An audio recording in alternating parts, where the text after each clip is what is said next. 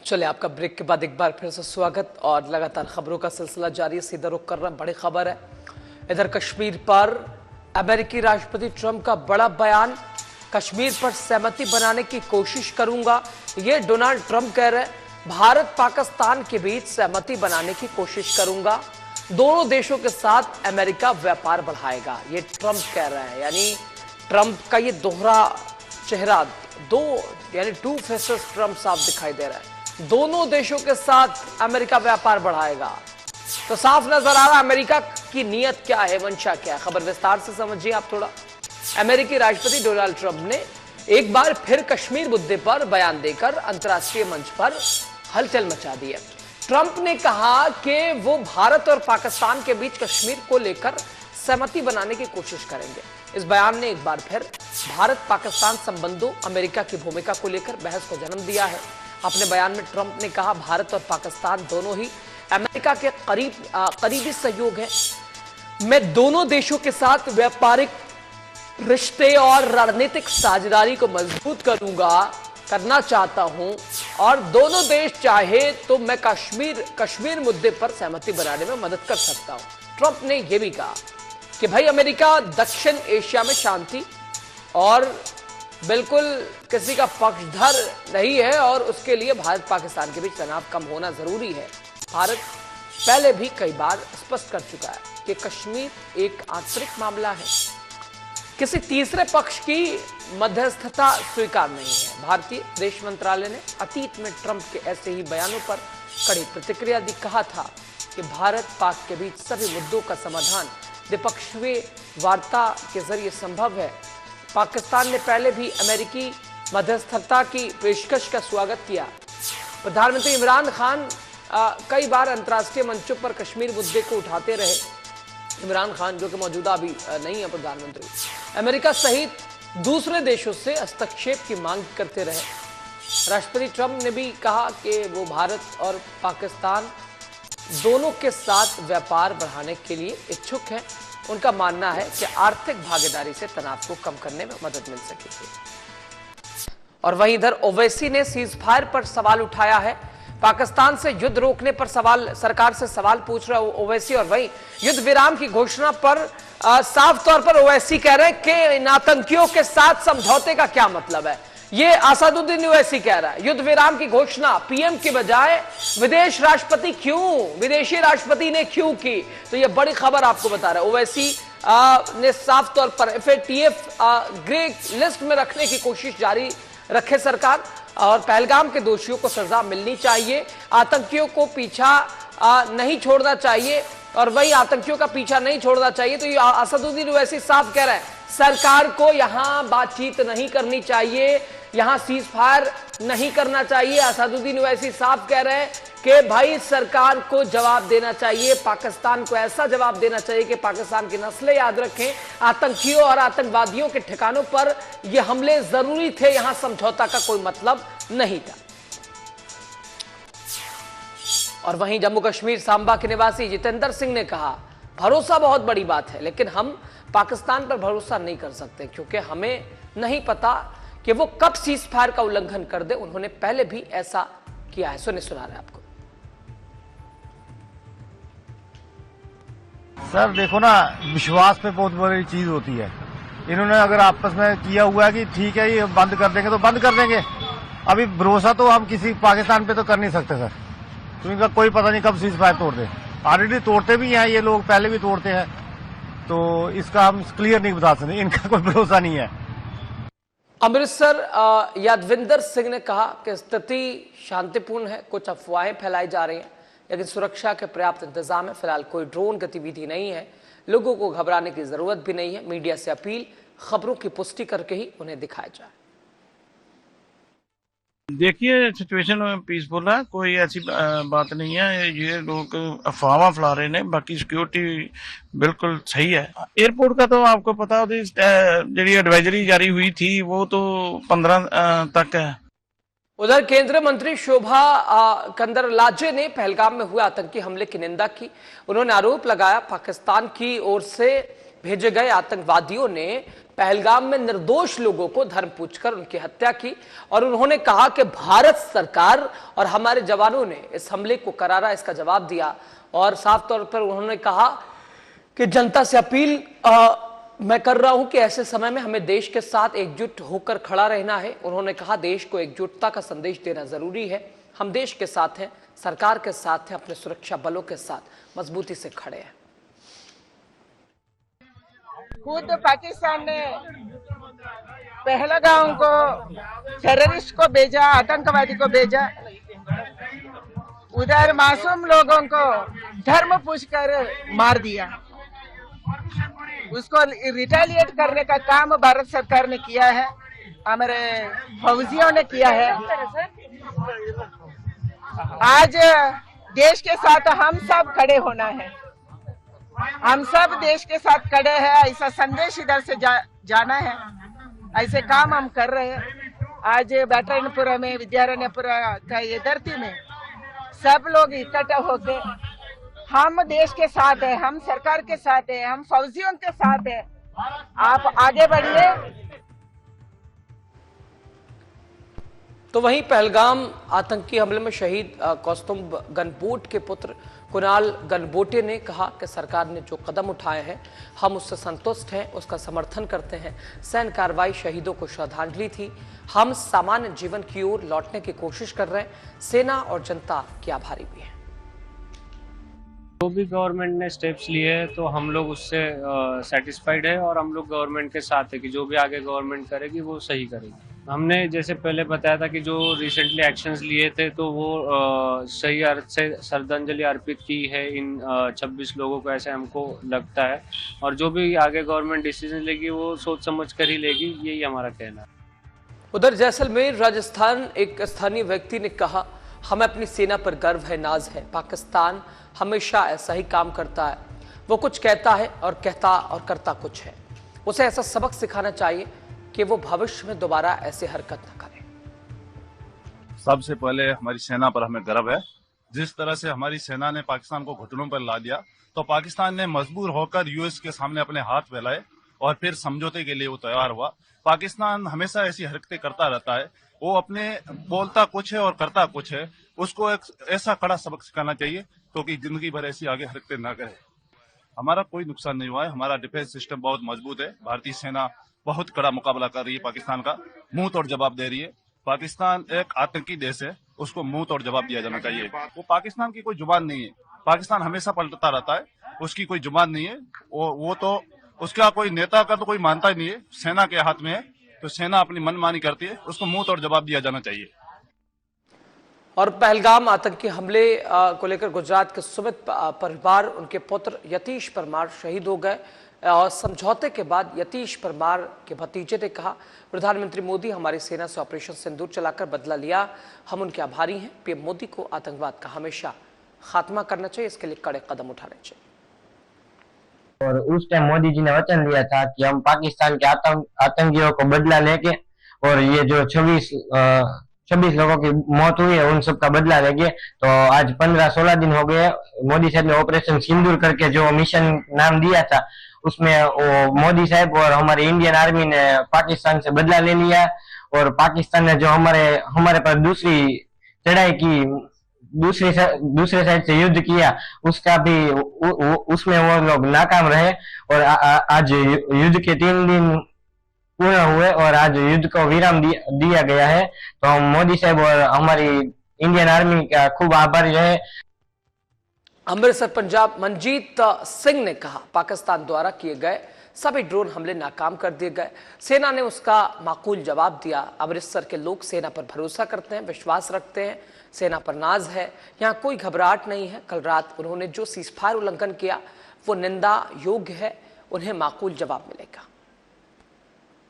ਅੰਮ੍ਰਿਤਸਰ ਦੇ ਵਿੱਚ ਕੋਈ ਬਹੁਤਾ ਤਣਾਅ ਨਹੀਂ ਹੈਗਾ ਜੀ, ਕਿਉਂਕਿ ਜਿੰਨੇ ਵੀ ਹਮਲੇ ਉਹਨਾਂ ਨੇ ਡਰੋਨ ਰਾਹੀਂ ਕੀਤੇ ਆ ਪਾਕਿਸਤਾਨ ਨੇ, ਉਹਦਾ ਸਾਡੀ ਆਰਮੀ ਨੇ ਮੂੰਹ ਤੋੜ ਜਵਾਬ ਦਿੱਤਾ। ਸਾਰੇ ਉੱਤੇ ਹਵਾ ਦੇ ਵਿੱਚ ਹੀ ਡਿਫਿਊਜ਼ ਕੀਤੇ ਨੇ।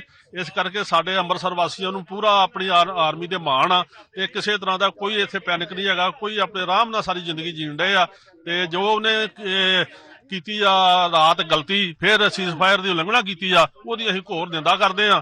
ਤੇ ਉਹਨੂੰ ਮੂੰਹ ਤੋੜ ਫਿਰ ਜਵਾਬ ਅਸੀਂ ਦੇਵਾਂਗੇ। उधर जम्मू कश्मीर के श्रीनगर के स्थानीय निवासी अब्दुल राशिद ने कहा, हम संघर्ष विराम का स्वागत करते हैं। भारत हमेशा शांति की बात करता रहा है। पिछले 1 महीने से हालात ठीक नहीं थे। पर्यटकों की घटनाएं भी चिंता का विषय थी। अगर शांति बनी रही तो पर्यटन लौटेगा, देश की जीत होगी। देखिए, जो कल जो सीज फायर हुआ है, लेकिन हम इसको वेलकम करते हैं कि पूरे खासकर जो हमारा मुल्क है, हिंदुस्तान ने हमेशा अमन पसंदी की बातें की और अमन का साथ दिया हिंदुस्तान ने। और हम इसका पूरा वेलकम करते हैं क्योंकि जम्मू कश्मीर, खासकर वादी कश्मीर के अंदर आपने देखा है जो पिछले 1 महीने से माहौल बना हुआ है यहाँ पे। जैसे कि हमारा यहाँ पे टूरिस्ट का जो एक्सीडेंट हुआ है, तो वो भी आप लोग जानते हो कि आजकल जो हम अगर सीज फायर होगा तो टूरिस्ट आएगा, जो हमारे जितने भी ट्रांसपोर्टर है या हाउस बोट वाले हैं या बाकी तिजारत पेशा जितने भी लोग हैं, वो इस वक्त बिल्कुल परेशानी हाल है। अगर अमन होगा, अमन और भाईचारा होगा, भाईचारा वो सबसे बड़ा कामयाबी है हमारे मुल्क के लिए, हमारे देश के लिए। गुरुग्राम से पूर्व राष्ट्रीय सुरक्षा सलाहकार बोर्ड के सदस्य तिलक देवेशेर ने कहा, यह पूरी तरह से द्विपक्षीय समझौता था।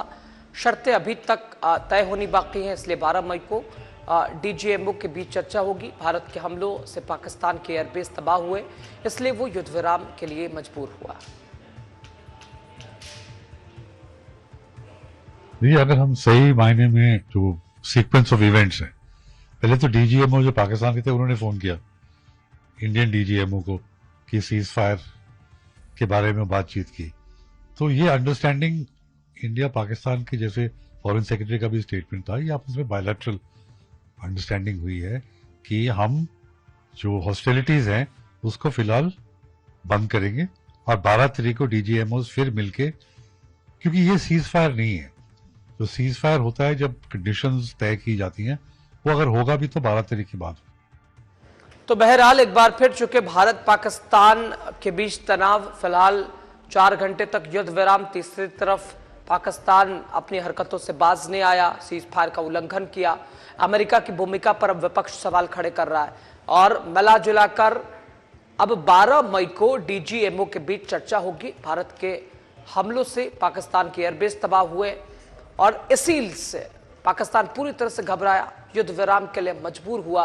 पाकिस्तान गिड़गिड़ाया, रोया, अमेरिका को लाया और यह सिचुएशन पैदा करी। लेकिन हमारी क्या भूमिका थी? यहां बातचीत को, पाकिस्तान को एक बातचीत का और मौका देना चाहिए या आतंकियों के ठिकाने पर आतंकियों को यूं ही जवाब देना चाहिए। तमाम खास मेहमान है, विश्वनाथ मिश्रा सर है, राम गुप्ता जी है और चंचल आनंदल सर है। आप सभी का बहुत वेलकम, बहुत स्वागत। चर्चा की सीधे शुरुआत करते हैं, सबको फ्रेम पे लीजिए। विश्वनाथ मिश्रा सर से चर्चा की शुरुआत कर रहे हैं। विश्वनाथ मिश्रा सर, एक सवाल ये भी है कि भाई पाकिस्तान को हमें जवाब देना था, चूंकि लगातार पाकिस्तान हमारे सिविलियंस को टारगेट करने की कोशिश कर रहा था। हमने तो आतंकी अड्डों को निशाना बनाया था, लेकिन खैर बहरहाल शर्तों के तहत ही युद्ध विराम हुआ। पाकिस्तान ने फिर अपनी हरकत दिखाई, बेशर्मी की हद पार करा और एक बार फिर से सीज फायर का उल्लंघन किया। मौका देना चाहिए, चूंकि विपक्ष कह रहा है कि भाई अमेरिका की भूमिका क्या रही। यहां प्रधानमंत्री को साफ तौर पर इसका ऐलान करना चाहिए। अमेरिका की भूमिका के ऊपर भी सवाल या निशान विपक्ष खड़े कर रहा है। दूसरी तरफ क्या पाकिस्तान को मौका अब भी बातचीत का देना चाहिए, कूटनीति अपनानी हमें चाहिए या जरूरत थी आतंकवादियों को जवाब देने की? Thank you. देखिए, जो परिस्थितियां इस आतंकी हमले के बाद बनी है, हाँ, ये भारत के लिए एक बड़ा क्रिटिकल समय था, भारत के लिए एक बड़ा अवसर भी था। अब अगर हम लोग ध्यान से चीजों को ऑब्जर्व करें तो इस पूरे घटनाक्रम में, चाहे वो कूटनीतिक ऑप्शन हो, व्यापारिक ऑप्शन हो, डिप्लोमेसी हो या प्रोपेगेंडा वॉर्स, ये सभी चीजों का एक कॉकटेल रहा है। इनिशियली आप ध्यान से देखिए तो अमेरिका ने कहा था हमारा कोई रोल नहीं है, दोनों देश आपस में दोनों देशों का बायलैटरल इश्यू है, वो समझ लेंगे। फिर अचानक उसको याद आता है ये क्षेत्र में तो चीन है, हाँ, तो चीन को कैसे काउंटर किया जाएगा? हाँ। ये तो पाकिस्तान तो चीन की तरफ अलाइन हो जाएगा, चीन को हमें काउंटर करना है। तुरंत अमेरिका कूद पड़ता है, कहता है भाई, ऑफर करता है, कहता नहीं साहब हम है ना, हम करवाएंगे जी, हम अंकल सैम है ना, अंकल सैम बनकर अमेरिका कूदता है। फिर कहता है साहब इंटरवेंशन के लिए हम मीडिएशन के लिए तैयार हैं, युद्ध का कोई वो इशू नहीं है, युद्ध को खत्म करना चाहिए। अब ये बहुत ढेर सारे इश्यूज हैं जो इस पूरे डिप्लोमेसी भी है, स्ट्रेटजी भी है, कूटनीति भी है, इसमें किसी भी चीज को आप किनारे नहीं कर सकते। हाँ। चाइना का अपना इशू है, चाइना को लगा नहीं ठीक है, अमेरिका किनारे हो जाए तो ठीक ही है, पाकिस्तान पूरी तरह हमारे कमांड एंड कंट्रोल में रहे। और इसलिए प्रोपेगेंडा वारफेयर के सारे वो चालू हुआ कि अरे साहब इंडिया ने मार डाला और ये कर दिया और वो कर दिया। अमेरिका का जो पूरा घटनाक्रम है, मेरा व्यक्तिगत रूप से मानना है ये एक बड़ा अवसर है। इंडिया को कम से कम यहाँ पर झुकना नहीं चाहिए, बिल्कुल झुकना नहीं चाहिए। इंडिया को एक तो थर्ड पार्टी इंटरवेंशन को इंडिया ने दशकों से नकारा है। इंडिया पाकिस्तान का जो इशू है उसमें थर्ड पार्टी इंटरवेंशन के लिए कोई जगह नहीं, नंबर 1। सेकेंड, हम चर्चा करने के लिए किसी थर्ड स्पॉट पे जाएं, मैं बहुत छोटा व्यक्ति हो सकता हूं इस मामले में कहने के लिए, लेकिन मुझे जो लगता है, जितनी मेरी समझ है, कम से कम हम इसकी चर्चा करने के लिए किसी थर्ड स्थान पर जाएं। ये इतिहास के नजरिए से देखकर कहता हूं, हमारे लिए वो बहुत फेवरेबल नहीं रहा है। तीसरी चीज, हम अपने हितों को स्वयं वे करें, अपनी शर्तें स्वयं तय करें। आज की डेट पे इंडिया डिफेंस इक्विपमेंट के नजरिए से भी केवल परचेजर नहीं है, आज हम एक्सपोर्टर भी हैं। अपनी जरूरतें बहुत हद तक पूरी भी करते हैं, बहुत सी चीजें इंपोर्ट करते हैं तो बहुत सी चीजें एक्सपोर्ट भी करते हैं। यानी we are not a newcomer in this field, हम इस क्षेत्र में कोई नवोदित कलाकार नहीं है। अब हम विश्व की तीसरी चौथी बड़ी सामर्थ्यवान व्यवस्था है, अर्थव्यवस्था है। कूटनीति के नजरिए से बोलिए, सामर्थ्य के नजरिए से बोलिए, या रक्षा सामर्थ्य के नजरिए से बोलिए, हमारी सामर्थ्य में बहुत जमीन आसमान का अंतर है। जो सन 70 का भारत था वो आज भारत नहीं है। आज हम किसी का डिक्टेशन लेने के लिए खड़े हों, मुझे लगता है ये उचित बिल्कुल नहीं। ये अमेरिका खड़ा होकर हमें डिक्टेट करे, नो, अ बिग नो। आज की डेट में भारत को इन 2-3 चीजों को मुझे लगता है शायद, क्योंकि हमारी जितनी मजबूत टीम है आज की डेट में इंडिया के नजरिए से, तो मुझे लगता है 3-4 दशक 5 दशक से क्या बल्कि हम नहीं देख पाते हैं। मुझे लगता है definitely we must be working on those issues. लेकिन कम से कम 2 चीजें तो मुझे बहुत हिट कर रही हैं, बहुत पिंच कर रही हैं। एक थर्ड पार्टी इंटरवेंशन और दूसरा कहीं और जाकर इसकी चर्चा करें। हम तब क्यों सरेंडर करें, हम तब अच्छी चीज के लिए रुके जब हम विनर हों, जब हम जीत रहे हों, तब हम क्यों इसको स्वीकार करें कि हम शब्द होंगे। हमें बिल्कुल नहीं, बिल्कुल सहमत। हम यही तय करेंगे। देखिए, हारती हुई जो सेना होती है वो शांति की भीख मांगती है, हम तो जीतती हुई सेना। हमने तो पाकिस्तान को सामर्थ्य दिखाया है अपना, तो हम मजबूर होकर कहीं इस तरीके से टेबल पर या कहीं इस लाचार दिखे, मुझे लगता है ये उचित नहीं। बिल्कुल ठीक है। वैश्विक जो व्यवस्था के जो बड़े प्लेयर्स हैं उनको भी इस बारे में सोचना चाहिए। ठीक, विश्वनाथ मिश्रा सर, बीजेपी से भी कोशिश कीजिए किसी को जोड़ ले। चंचल सर के पास मैं आ जा रहा हूँ फिलहाल। चंचल सर, वॉर तो चूंकि बात है कि ये भी सही है कि वॉर सोल्यूशन तो नहीं है किसी चीज का, लेकिन मौका पाकिस्तान को देना क्या मतलब है? अब तो पाकिस्तान का स्टैंड बिल्कुल क्लियर है कि भाई आतंक टेररिज्म का रिश्ता क्या है पाकिस्तान के साथ। क्योंकि पाकिस्तान ने इस बार जहां टेररिज्म का विरोध करना चाहिए, टेररिज्म के खिलाफ कोई बड़े कदम उठाने चाहिए, पुरानी गलतियों को भूलना चाहिए, वहां फिर से पाकिस्तान ने आतंकवाद का काउंटर किया है और भारत से आंख मिलाने की कोशिश की है। तो यहां पर कूटनीति अपनाने की जरूरत थी, बातचीत का मौका पाकिस्तान को क्या देना था क्या? देखिए रजा जी, इसमें बहुत सारे पहलू है। पहला पहलू ये कि सरकार ने किस लेवल पे क्या बातचीत की अभी जनता के सामने, लोगों के सामने नहीं आई। हाँ। दूसरी बात कि भाई अमेरिका का क्या दबाव था दोनों देशों के ऊपर, के दोनों देश मान गए, और उसके बावजूद भी हम सब ने देखा कि पाकिस्तान ने जो सीज फायर हुआ, युद्ध विराम हुआ, उसका उल्लंघन भी तुरंत ही कर दिया। तीसरी बात यह है कि जब मैं एक उदाहरण देता हूं, दो पक्षों के बीच में झगड़ा हो गया और झगड़ा होने के बाद जब कोई समझौते की बात आती है तो कम से कम उन मुद्दों के ऊपर तो समझौता होना चाहिए जिन मुद्दों को लेकर झगड़ा हुआ था। अब उदाहरण के तौर पे पहलगांव में जिन आतंकियों ने ये कुकृत्य किया, ऐसा काम किया, घिनौना काम किया, जो लोगों को वहां चुन चुन के मारा, उनके सरों में सीधी गोलियां मारी, उनके मस्तिष्क में गोलियां मारी, क्या एक मुद्दा ये भी होना चाहिए था कि भारत सरकार ये बोलती कि भाई उन आतंकवादियों ने जिन्होंने ये काम किया है उन्हें बात को सौंपना चाहिए। अब मुझे नहीं पता ये बातें हुई है कि नहीं हुई, तो वक्त बताएगा। अभी चीजें क्लियर नहीं हुई हैं। ये तो युद्ध विराम हुआ, उसके बाद भी फायरिंग हुई। अगली बात यह थी कि जब भारत एक बड़ा देश है पाकिस्तान के मुकाबले, और वो आज इस स्थिति में है कि वो चाहे तो एक रात में पूरे पाकिस्तान के ऊपर कब्जा कर सकता है, सिर्फ एक रात चाहिए, क्योंकि चारों तरफ से जो तीनों फोर्सेस का अटैक एकदम से होगा, एयरफोर्स, नेवल और आर्मी का, और उसके बावजूद भी हमारे पास राफेल है और अन्य ना जाने कितने ऐसे हथियार है, पृथ्वी मिसाइल है, और ना जाने कितने ऐसे भारत में बने हुए भी हथियार हैं। और फिर भारत की आर्मी का तो लोहा दुनिया मानती है, चाहे आप कहीं चले जाएं कि कोई शांति का युद्ध होता है, शांति करने के लिए कोई युद्ध होता है, वहां भी आर्मी की, इंडियन आर्मी की पूरी प्रेज होती है।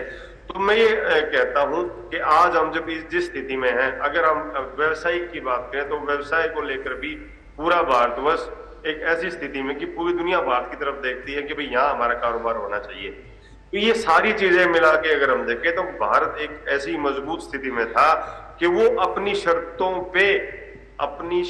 पे युद्ध विराम करता।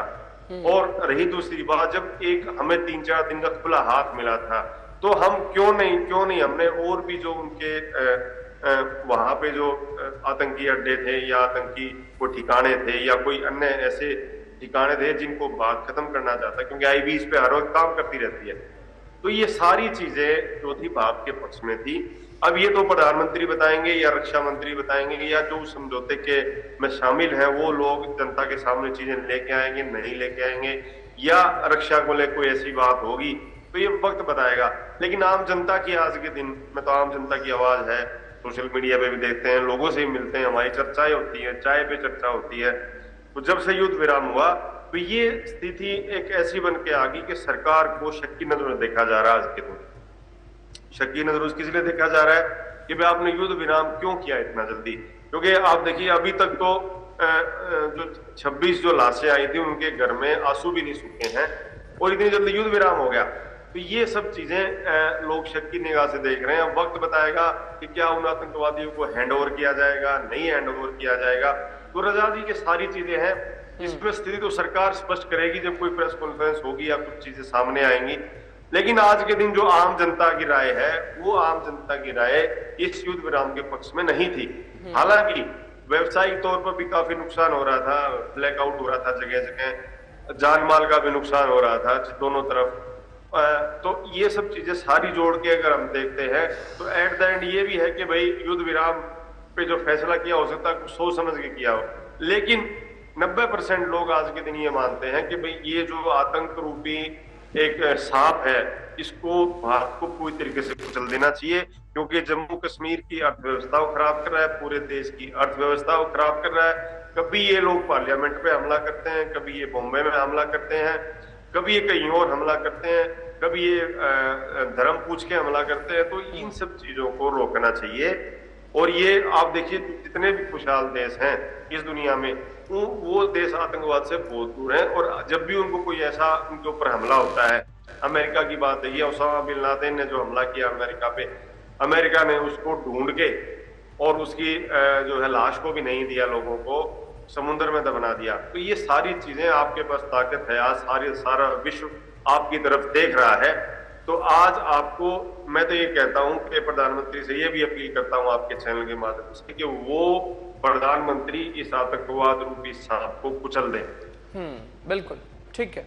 राम गुप्ता जी, आपके पास मैं आ रहा हूं। ठीक है,